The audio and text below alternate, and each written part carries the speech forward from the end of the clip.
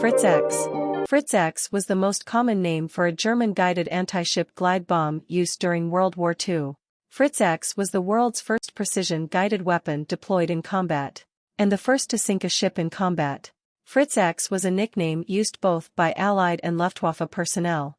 Alternative names include Ruhrstahl SD 1400X, Kramer X-1, PC 1400X or FX 1400, the latter, along with the unguided PC 1400 Fritz nickname, is the origin for the name Fritz X. History. Fritz X was a further development of the PC 1400, Panzersprengbombe, cylindrish 1,400 kilograms, armor-piercing high-explosive bomb, itself bearing the nickname Fritz. It was a penetration weapon intended to be used against armored targets such as heavy cruisers and battleships.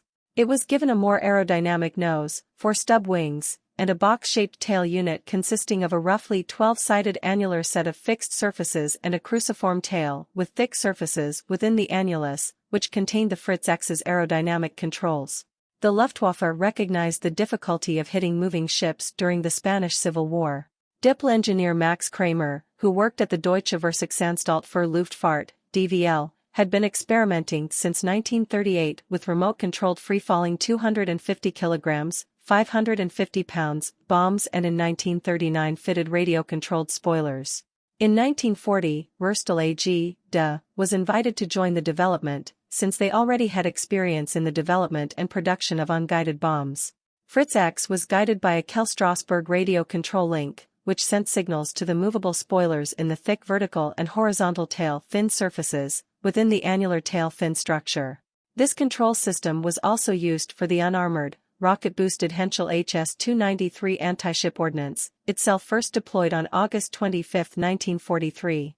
The Strasbourg receiver antenna installations on the Fritz X were aerodynamically integrated into the trailing edge of the annular surfaces of the tail fin, non-metallically encapsulated within a quartet of bulged sections in the trailing edge. This design feature of the FUG 230 Strasbourg receiver installation is not entirely unlike the Azon, U.S. contemporary guided bomb, which had its own receiving antennas placed in the quartet of diagonal struts bracing the fixed sections of its tail fins. Minimum launch height was 4,000 meters, 13,000 feet, although 5,500 meters, 18,000 feet, was preferred, and a range of 5 kilometers, 3.1 miles, 2.7 nmi, was necessary. As it was an MCLOS guidance ordnance design, the operator had to keep the bomb in sight at all times. A tail flare was provided, as with the Azon, to assist the operator in tracking the weapon, and the control aircraft had to hold course, which made evading gunfire or fighters impossible. Approximately 1,400 examples, including trial models, were produced. The Fritz X possessed a spoiler-based control setup on its tailfin unit, using 3 sets of aerodynamic control spoiler systems, with 2 of them giving the ordnance control in both the pitch and yaw axes, differentially operating and constantly oscillating rapidly under direct control from the Kell-Strasberg radio control link. The roll control setup, operating autonomously and not under control from the deploying aircraft, similarly oscillated to those under the externally controlled sets and were located on the outboard sections of the horizontal tailfin surfaces within the annular set of outer tailfin surfaces. These were like the American Azon ordnance's own aileron control surfaces in their purpose, commanded by an internal gyroscope in the tail's central housing in both the Azon and Fritz X, to keep the ordnance level during its trajectory. The inboard set of spoiler surfaces in the tailfin's horizontal surfaces, which used a set of wing fence-like flat surfaces for airflow separation from the autonomous roll control spoilers, controlled the pitch angle after release and were controlled by the radio control link, giving the Fritz X's bombardier in the deploying aircraft the ability to control the range of the drop, a capability that the Azon ordnance did not have. The yaw control spoilers housed in the vertical tailfin surfaces were also under control through the radio link, and had similar fence surfaces to guide airflow over them. All 3 spoiler surface sets, when deployed, barely protruded from the surface during operation, with the pair of spoiler systems under external control having a degree of proportionality in their operation by varying the dwell time spent on one side or the other during their rapid rate of oscillation from side to side when a control input was sent to them. Combat procedure. The Fritz X was steered by the bombardier in the launching aircraft over a radio link between the aircraft's Kell transmitter and the weapon's Strasbourg receiver. The bombardier had to be able to see the target at all times, and like the Azon ordnance, the Fritz X bomb had a flare in the tail so it could be seen from the controlling aircraft for its MCLOS form guidance to control it properly. The disadvantage with this, in comparison to fully autonomous guidance glide bombs like the operational U.S. Navy's Bat radar homing glide bomb, used against Japan in 1944-45, were that the aircraft had to be flown toward the target on a steady course and that as the missile neared its target it became possible to misguide by jamming its radio channel. Unlike the HS-293, which was deployed against merchant ships and light escorting warships, the Fritz X was intended to be used against armored ships such as heavy cruisers and battleships. The Fritz X had to be released at least 5 kilometers, 3 miles, from the target. The plane had to decelerate immediately after bomb release so the bombardier could see the bomb and guide it. This deceleration was achieved by making a steep climb and then leveling out. The bombardier could make a maximum correction of 500 meters, 1,600 feet, in range and 350 meters, 1,150 feet, in bearing. The bomber was vulnerable to fighter attack as well as ship-based air defense weapons while maintaining a slow, steady course so the bombardier could maintain visual contact to guide the bomb. When working properly, the missile was able to pierce 130 mm, 5.1 in, of armor. Accuracy is the main reason for developing a weapon system of this kind, rather than continuing to use so-called dumb bombs.